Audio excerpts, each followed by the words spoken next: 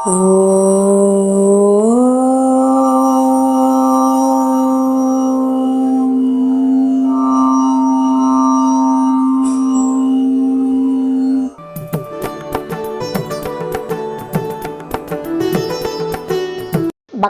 அனைவருக்கும் ஜெயந்தி பாலசீனிவாசன் அநேக நமஸ்காரங்கள்.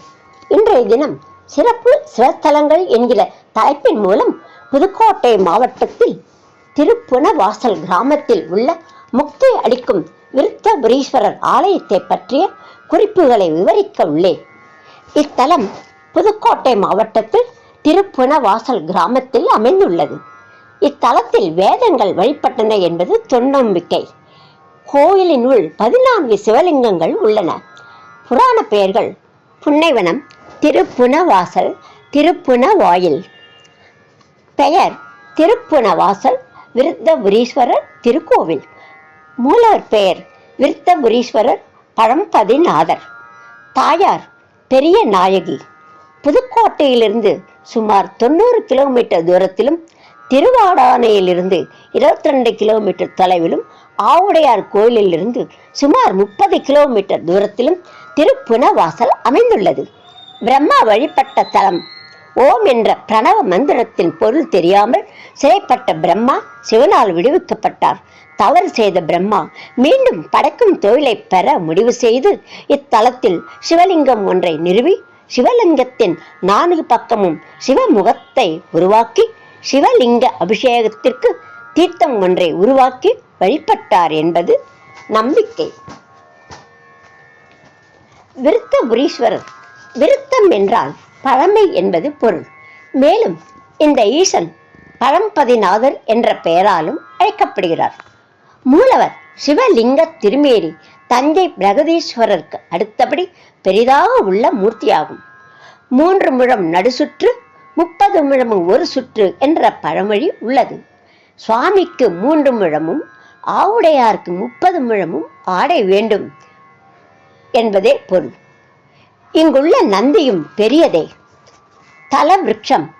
இந்த கோவிலில் 4 தல விருட்சங்கள் உள்ளன. ஒவ்வொரு யுகத்திற்கும் ஒன்று என்ற அடிப்படையில் கிருதாயுகத்தில் வஜ்ரவனம் என்ற பெயரில் சதுரக்கல்லியும், திரேதாயுகத்தில் பிரம்மபுரம் என்ற பெயரில் குருந்த மரமும், துவாபர யுகத்தில் விருத்த காசி என்ற பெயரில் மகிழ மரமும், கலியுகத்தில் பழம்பதி என்ற பெயரில் புன்னை மரமும் தல விருட்சமாக இருந்ததால் இந்த 4ம் வேதங்களாக பாவித்து வணங்கப்படுகிறது. இந்த பெயர் வர காரணம்: இக்கோவிலுக்கு தெற்கே பாம்பு ஆறும், கோவிலுக்கு எதிரே 3 கிலோமீட்டர் தொலைவில் கடலும் உள்ளது. கடல் மற்றும் ஆற்றுப்புணலில், அதாவது வாசலில் ஊர் அமைந்ததால் திருப்புனவாசல் என பெயர்.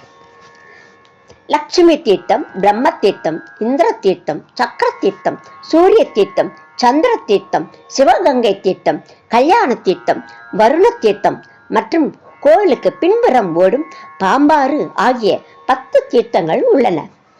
இக்கோவிலில் உள்ள நடராஜ சபை ஞான சபை எனப்படுகிறது. இந்திரன் வழிபட்ட ஆகண்டல விநாயகர் தனியே உள்ளார். ஆகண்டலன் என்றால் இந்திரன் என்று பொருள். வைகாசி விசாகம் அன்று மூலவர் மீது சூரிய ஒளி விழுவது சிறப்பாகும். கேட்டதை கொடுக்கும் சிவபெருமானுக்கு பக்தர்கள் நேர்த்திக்கடனாக வேட்டியும் துண்டும் பிரத்யேகமாக நெய்து பக்தர்கள் அளிப்பார்கள். 5 பிள்ளையார் சிலைகள் ஒரே வரிசையில் அமைந்துள்ளது. ஒவ்வொரு யுகத்திலும் ஒரு பிள்ளையார் எனவும் நடுவில் மூலவ பெரிய பிள்ளையார் எனவும் கூறப்படுகிறது. அம்பாள் பெரிய நாயகி என்னும் பிரகநாயகி சிவனுக்கு இடப்புறம் கிழக்கு நோக்கி தனி சன்னதியில் அருள்பாலிக்கிறார். இக்கோவில் வழிபாடு நடத்தினால் தேவார பாடல்கள் பாடப்பெற்ற பாண்டிய நாட்டின் 14 சிவன் கோவில்களிலும் வழிபட்ட பலன்கள் கிடைக்கும். இந்த ஆலய இறைவனை வழிபடும் பக்தர்களுக்கு மறுபிறவி இல்லை என்பது ஐதீகம். அடுத்த பிறவியின்றி முக்தி அளிக்கக்கூடிய தலமாக இது விளங்குகிறது. செவ்வாய் தோஷம் உள்ளவர்கள் இங்கு வழிபட்டால் தோஷம் நீங்கி உடல்நிலை பலன் கிடைக்கும்.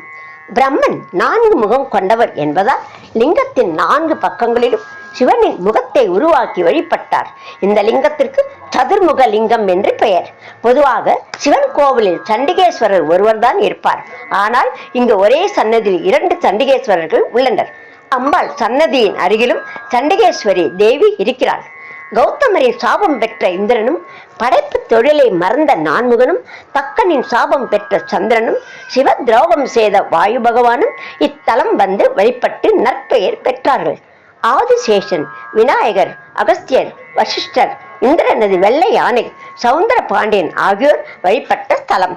திருப்புன வாசலில் இருந்து சுமார் 7 மைல் தூரத்துக்கு யமன் மற்றும் யம தூதர்கள் எவரும் உள்ளே வர முடியாது என்பது ஐதீகம்.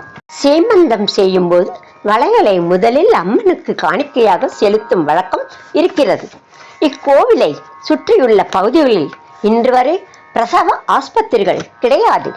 காளியின் அருளால் வீட்டிலேயே சுகப்பிரசவம் ஆகி விடுவதாக கூறுகிறார்கள். குடவரை காளி. சதுரக்கள்ளி வனத்தில் கார்கவ முனிவர் தியானத்தில் இருந்தபோது ஒரு அரக்கன் பசியில் உணவு தேடி திரிந்தான்.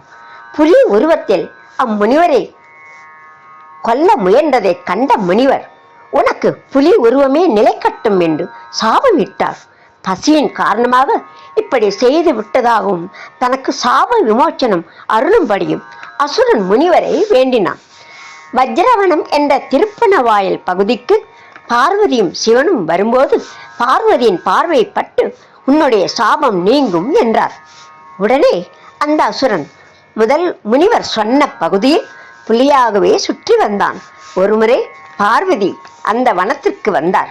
அவர் மீது புலியாக இருந்த அசுரன் பாய்ந்த போது காளியாக உக்ரக வடிவத்திற்கு மாறிய தேவியின் பார்வைப்பட்டு அந்த அசுரனுக்கு சுய உருவம் கிடைத்தது.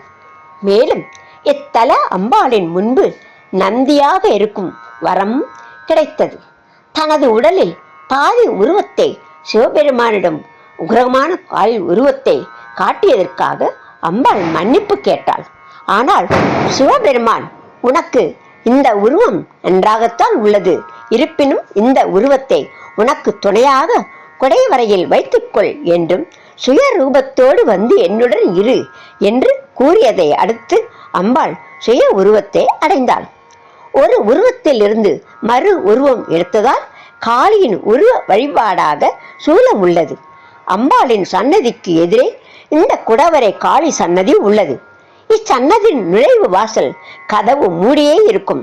காளியின் உருவமான சூலத்தை நேரடியாக பக்தர்கள் தரிசிக்க கூடாது என்பதால் சூலத்திற்கு எதிராக ஒரு கண்ணாடி வைக்கப்பட்டுள்ளது. அதன் மூலமாகத்தான் சூலத்தை பார்த்து வணங்க வேண்டும். பக்தர்களே, இன்றைய தினம் சிறப்பு சிவஸ்தலங்கள் என்கிற தலைப்பின் மூலம் புதுக்கோட்டை திருப்புனவாசல் விருத்தபுரீஸ்வரர் ஆலயத்தை பற்றி மிக சுவாரஸ்யமான விவரங்களை பார்த்தோம். கூடிய விரைவில் மற்றும் ஒரு சிறப்பு சிவஸ்தலத்தை பற்றிய விவரங்களுடன் மீண்டும் உங்களை சந்திக்க எல்லாம் வல்ல இறைவனை பிரார்த்தித்துக் கொள்கிறேன். ஜெயந்தி பாலஸ்ரீனிவாசன். வணக்கங்கள், நன்றிகள். அருள்மிகு பெரிய நாயகி சமேத விருத்தபுரீஸ்வரின் அருளை பெறுவோமாக. ஓம் நம சிவாய.